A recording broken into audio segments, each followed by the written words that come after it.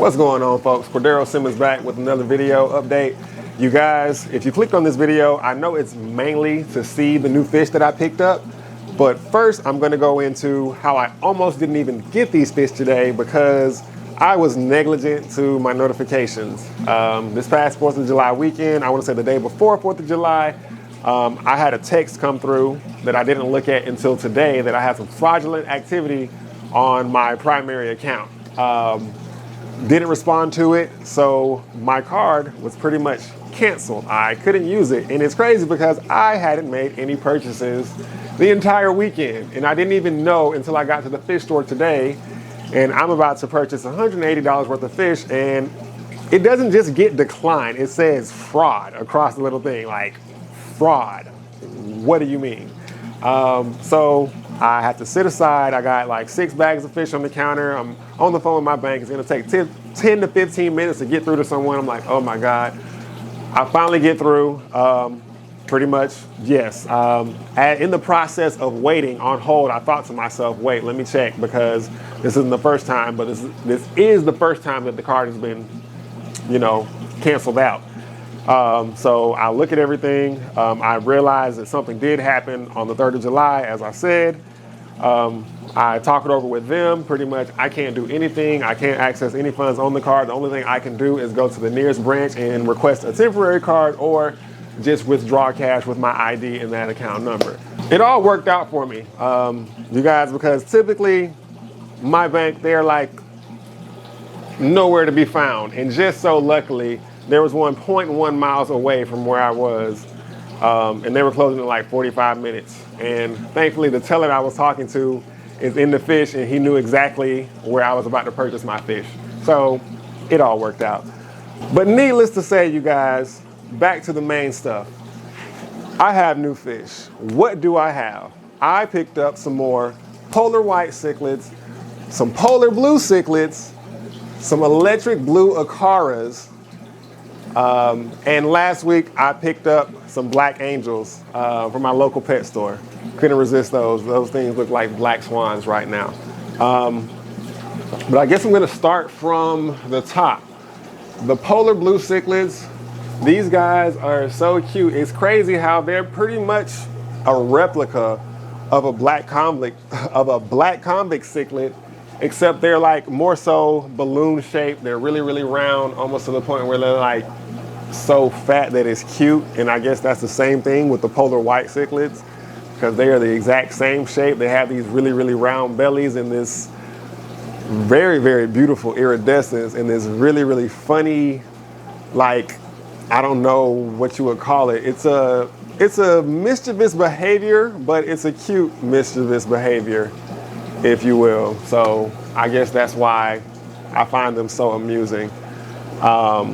The electric blue acaras, this is my first batch of electric blue acaras ever. I've always looked at them. I always thought they were like a bit pricey, but you know what? Today, you guys, I was feeling froggy, so I took the leap of faith, and I'm going to try to raise these things up. Hopefully, just hopefully, 2 out of these 4 become a pair, and we can start breeding, these beautiful fish. And that is my goal with the polar whites, the polar blues, the regular black convicts, the black angels, and the veil tail angels. Like, that is my ultimate goal as far as, breeding these fish for profit, and just because it's a really, really fun hobby, you guys. I can't stress or say enough, like, it's really, really peaceful. If you can find the time and you have the patience, get a fish tank. If you're watching this video and you don't have a tank, get a fish tank, please. Going over, I just got these black angels, like I said last week, acclimated them, I want to say like Saturday, and they're doing just fine. And it's crazy because their behavior is way better than the veil tails. I've had the veil tails for almost a little over a year now, and when I moved them to a new tank, you guys, when they were in this 40, they would run from me as if I just picked them up from the fish store for like almost a month and a half to 2 months. I mean, of course, now they see me, they come to the front because they know cord means food, but these black angels, I want to say they're a whole lot, more chill than the veil tails. Going up to my flower horn, it is looking cool as ever. I can't sex it right now. I don't know how to sex a flower horn. I've looked at videos, but I don't think mine is at the age right now. So honestly and truly, I just hope that I can continue to hold on to this beautiful fish. By the way, I'm gonna name it Megamind. It's only right. Come on now. Like the color, the head, it's gonna be a Megamind one day, regardless if it's male or female. I wish I could have kept that red one that I had in the 55 at one point. If you guys remember that a couple videos back. But, you know, things happen. We all don't get to keep the fish that we bring home that we look oh so forward to keeping and raising and possibly breeding out one day. But things happen.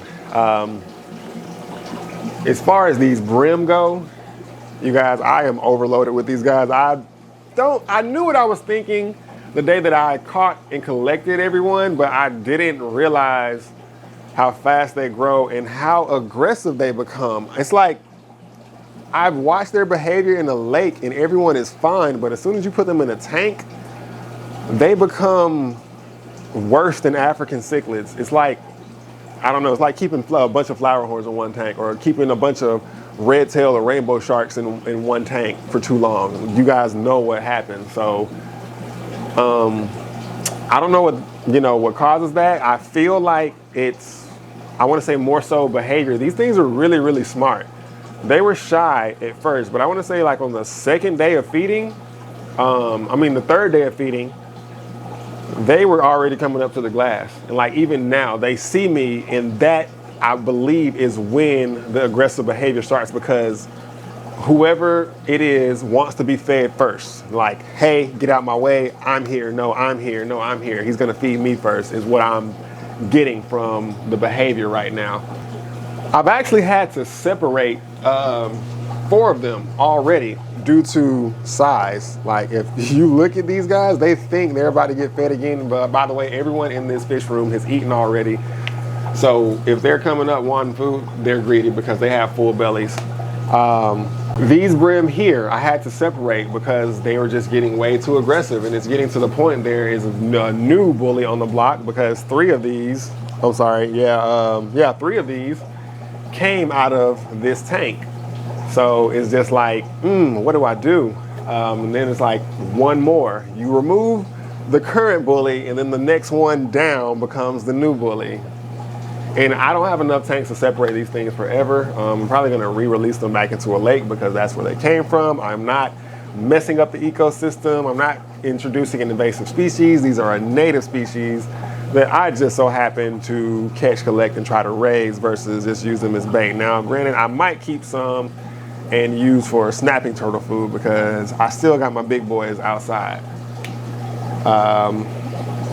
Got an empty tank. I moved the lavender snails to this little 10-gallon that all the way over here. I really won't even show it because it's 4 lavender snails in a 10-gallon tank, bare bottom. Nothing special. The 75-gallon over here is still flawless. I mean, you guys, I honestly don't do anything. I hardly do anything. I might gravel back the bottom, and I'm not even really breaking through that much substrate because I put a thin layer of sand in there because I didn't want too much buildup or any anaerobic gases to build up. And I have all of my plants in pots, and this water has been pristine since the day I set it up. I'll have to go back and look at my phone and text messages because one of my dad's buddies, Raphael, as a matter of fact, he gave me this tank. I want to say it came with like 3 African cichlids. I gave those to my cousin Trey. You guys remember him. But yeah, guys, this tank here, I don't do anything. And that's my ultimate goal when I do set tanks up, is getting them to the point where I don't have to do anything but possibly, top off the tank and just feed the fish. Now, I know some people out there are probably saying, man, that's crazy. How do you even do that? You're supposed to change water. Not necessarily, because in nature, you have evaporation and then you have rainfall. Water leaves, water gets replenished. It's is like a natural water change. So, I mean, the water evaporates, I replace it. The plants are doing the work. The beneficial bacteria are doing the work. I have not thrown off the balance of this tank by overfeeding it or introducing too many fish to it. It's a perfect self-sustaining system. Like I said, I don't even really have to clean the waste off the bottom of the tank because the water quality is fine across the board. And you guys, a clean tank is not always a healthy tank or a sustaining tank. Remember that. Some of these tanks in this room don't look that great, but I guarantee you, if you did a water test right now, everything will come out fine. So keep that in mind as well when it comes to keeping your tanks. You guys know this is a lab, so half these tanks might be for show, half these tanks might just be for the livelihood and raising and the breeding. As I babble on about things, this Oscar tank, big shout out to Rico on these Oscars. I said that in the last video, but no man, truly shout out to that guy because he gave me 3 monsters. I just got a new Oscar upstairs in the 55-gallon tank, but it is awesome to have like massive, fish again. My 125-gallon tank went from being the carnivore tank in my grandmother's house to a bearded dragon tank here to finally being in the basement where it was once only housing the arowana, you guys. I'm sorry, I had to separate my arowana. It's in a 40-gallon tank right now for the simple fact that it wasn't eating. Its behavior completely changed when I introduced the Oscars. Granted, the Oscars did not do anything to the arowana. I want to say it's just their natural behavior when it comes to feeding time. They're really aggressive. They're gonna launch, they're gonna shoot, they're gonna hit the top. Like, it got so bad to the point I can never like feed these guys and then leave the container of food on the top glass, like just set it on the tank. Because I did that one day. I walked over to the other side of the basement and I heard like loud thumping. Like I thought something fell off one of these shelves, but it was the Oscars trying to get to the food through the glass. It's crazy. These guys are behemoths. They're bigger than my hand right now. And I'm, 6'2", so you can kind of get a fair concept of, how big they are.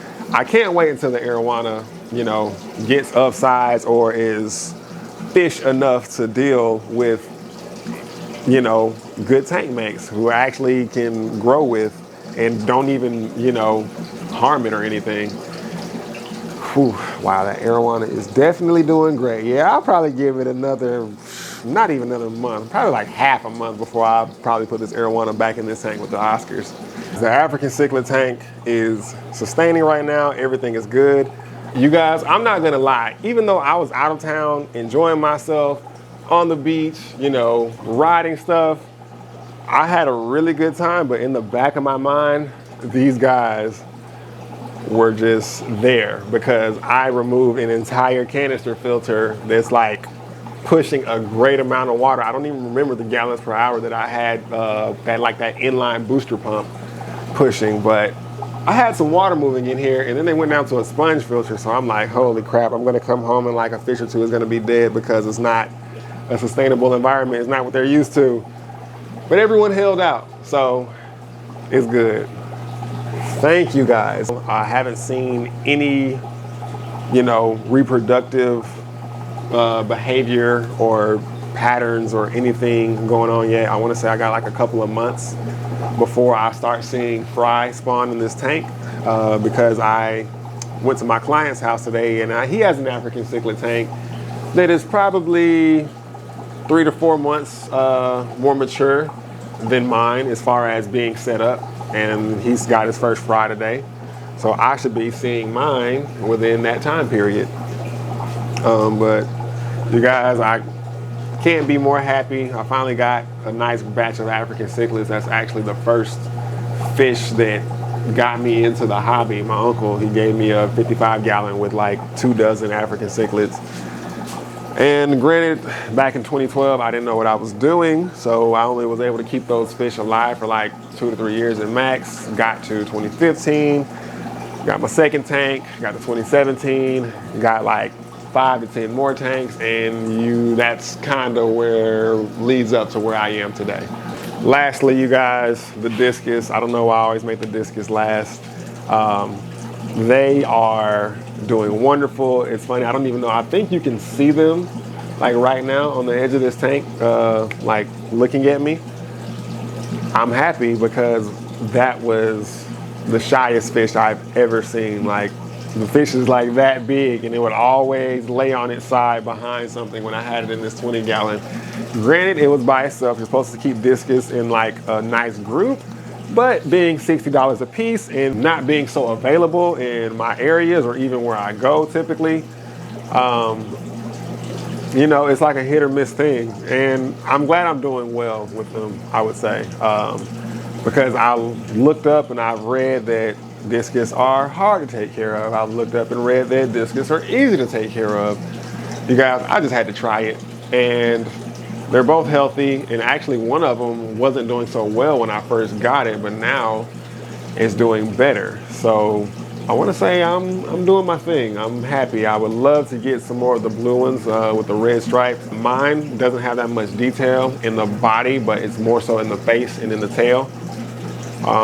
But if I can get some more of those and breed that particular color out, because that neon blue and that red together, that is definitely something that I like. You guys know I love neon tetras. I love cardinal tetras. I love the electric blue and red discus. I love electric blue acaras, even though these are my first ones. I want some more electric blue Jack Dempsey's. That's another fish that I want again, but in time. I am loving what I am doing right now. You guys, I've come a long, long way. I feel success in the future with, you know, raising these fish, with breeding these fish. I am trying to stay on it as far as maintaining everything. Like I said, I know everything doesn't look like it should. I could definitely be doing a whole lot more scrubbing and polishing, but this is a lab, not a museum, not, you know, a display aquarium, even though some of them are, but that's what the main level's for. That was a lot, and I'm about to probably wrap this video up because it is getting hot down here, you guys. I don't have any fans on right now. It's typically hotter. Right now it's 82 degrees with 56% humidity down here, and typically it would be like an 84, 85 because I would have my dehumidifier running, which I only run at night now is when it's coolest, so this room doesn't get too hot. But my main point is that by the room being this warm, I don't necessarily have to run heaters in all of my tanks. Only my specialty tanks, like I said, the discus, the African cichlids, and that's kind of it. Yeah, I mean, of course the 125 and the arowana, I'm sorry, yeah, okay, so, yep. All my tropical fish, all my major tropical fish, except for the ornate bashirs, who I don't give any attention to because they are evil. They can only coexist with one another, not another bashir whatsoever. Yeah, you're evil. Evil!